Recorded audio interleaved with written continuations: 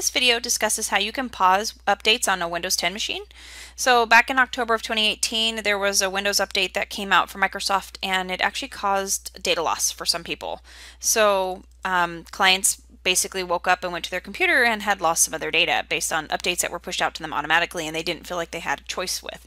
So I'm going to show you how you can change some of that setting. So if you go to Windows Settings, you want to click on Update and Security. You can also just type Windows Update and it'll take you right to this menu. And then from here we're going to click on Advanced Options. We can pause updates by clicking right here by enabling this feature, and that'll pause updates for 35 days. So not a really long time, but it will pause it for 35 days in case say you're an accountant and you want to get through tax season without having an update install. Secondly, you can change when major updates come to you. So if you have this selected as the targeted group, that's basically when most updates are ready for, or updates are ready for most people. But if you do channel, that means it's ready for widespread use in organizations, like it says right here. So that means you're going to get the update after it's been tested on a larger group of people than if you were in the targeted group.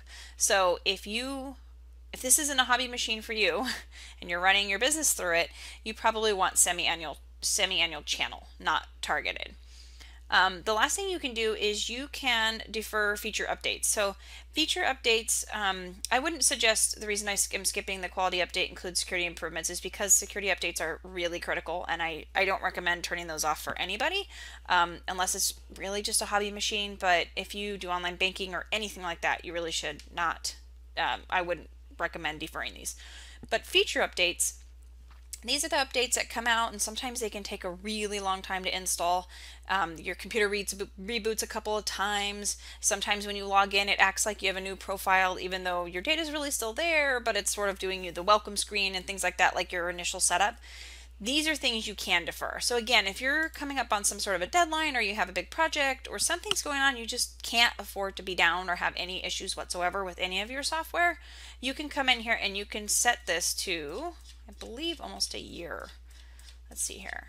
Yes. So you can set this up to a year. You can basically defer for an entire year.